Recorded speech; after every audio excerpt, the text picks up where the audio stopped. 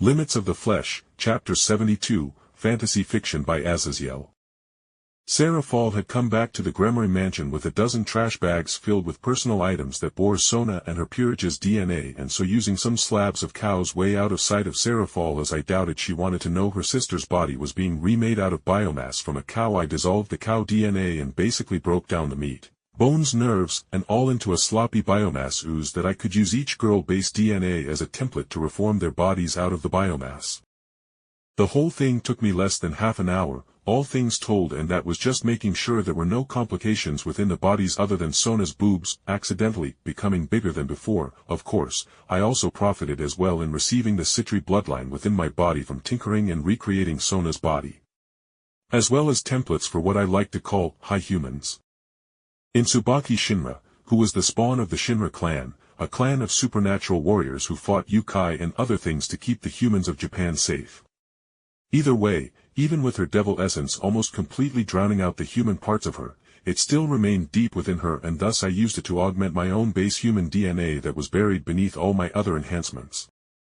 After recreating their bodies, I simply used the Sephiroth Grawl and forced their ghostly soul forms into their bodies, and it was putting a too small hand within a glove which made their bodies a little wonky. Thankfully their souls weren't too big for their flesh and body souls, as that would lead to issues, whereas right now their souls would be encouraged to grow to better fit their bodies over time, with the only short-term issues being some slight motor control issues. Other than some short-term motor control issues due to your smaller souls being forced to pilot a body that's metaphorically too big for your weakened soul, you all should be fine within a few months at most, though I wouldn't recommend any fighting or high-stress situations for at least 3 months. I explained, and Serafall hurriedly nodded as she held her sister in a back-popping hug I could hear from a couple of meters away. Even with Sona groaning in the air was squeezed out her. I sighed and popped my neck via my flesh crafting to release the accumulated mental stress of reforming Sona and her peerages' bodies. Now excuse me, I have a nephew/little brother to comfort while Rias is still asleep, I said, standing up from my work table where I was keeping notes on Sona and the rest of the girls' treatments. Also, before you ask. Yes, I made your boobs bigger, Sona, don't worry, this won't cost you anything. As I got my price when I imagine you being stuffed into the same matching sets of magical girl outfits as you now match your sister in bust size. Good luck. I called out as Sona squawked in outrage, even as Serafall grinned evilly and from behind Sona's back as she held her sister tight against her. I saw Serafall had turned her hands up into clear thumbs up, making me snort as I finally left the room.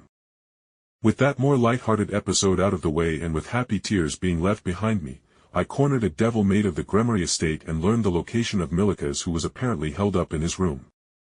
I loudly knocked on his door, and as a muffled voice asked who was there, I answered in a high falsetto. Housekeeping. Just leave me alone. The voice of Milikas yelled out, no longer as muffled and experimentally. I touched the doorknob and hissed as an arc of lightning shocked the shit of my hand, making it go numb. Housekeeping. I yelled out louder before changing tracks as I spoke normally. Milikas, it's Jake. Can I talk to you for a bit? I asked with some compassion in my voice. In response, the door exploded towards me with enchanted wooden shrapnel piercing my body, with Milikas screaming. No. Just leave me the hell alone. His voice snarled even as my face twitched before I took a breath as my Phoenix bloodline wiped away the shrapnel and other wounds.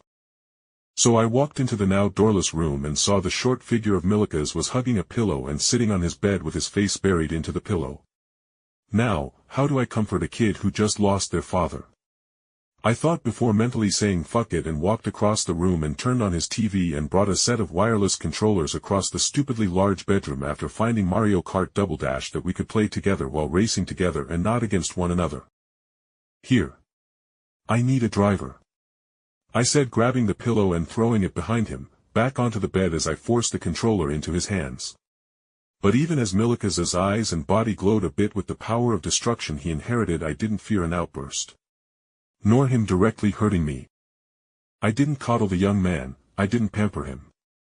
I gave him a controller and we started racing together, and after half an hour of almost silent racing with the sounds of the game, with myself being Donkey Kong, and him being Diddy Kong, he finally spoke softly. I miss my dad. He said thickly, and I wrapped an arm around his shoulder as we both looked on as we won the race and our characters were doing their victory lap. A couple of moments went by as I comforted him before. I squeezed his shoulder as I spoke quietly. You are my nephew, and Serzex was my brother-in-law basically. I already accepted Serzex as my brother and was coming to love him as my own family. There will be blood and I will make sure you can get some closure as well. I said seriously as I squeezed his shoulder before I stood up with us having finished our race. Kiba was a perfect example of someone broken from their trauma, and it was only after he got some satisfaction in meeting his old friends again from the Holy Sword Project that literally gassed him and his friends like the Jews in a concentration. And only after he helped kill the guy who put him through so much suffering that Kiba really began to mentally heal. I wasn't going to try to force myself into acting like a mental crutch for Milikas. He was a smart little dude, with a lot of potential. I could truss up one of the clan heads and let him butcher him to get some frustration out so he didn't become an edgelord like Sasuke or Kiba towards holy swords. As I left the room I saw the tall form of my creation Medusa walking towards me with her hips bouncing with the motion hinting at her serpentine nature. Master, she greeted me with a nod before continuing. Aquino has requested your appearance along with the ladies of the house and Lady Venelana and Grafia to speak with you about the coming future. She said, and I blinked as a soft thudding noise rang out. Dropped in between me and Medusa was a cardboard box. A large yellow note stuck atop the package also clearly read out the company's title as well as a note beneath the company title that was obviously addressed to me. The company, shipping, and company. Hey dude, here's your care package for surviving the Kokabeel event way back when. But dude, you really got fucked up with your timeline disturbances. Cheers mate. I used the cheat you would have gotten for killing Kokabeel to Iceguy Serzex and his buddies to Konosuba, and with the time dilation between worlds, Serzex has already spent a couple of years there and married Darkness after she realized he was a devil king and decided to give her body to him so he wouldn't destroy the world. Other than that, he is pretty happy currently, as he is also fending off Megumin's attention while acting as her teacher in the ways of blowing everything up.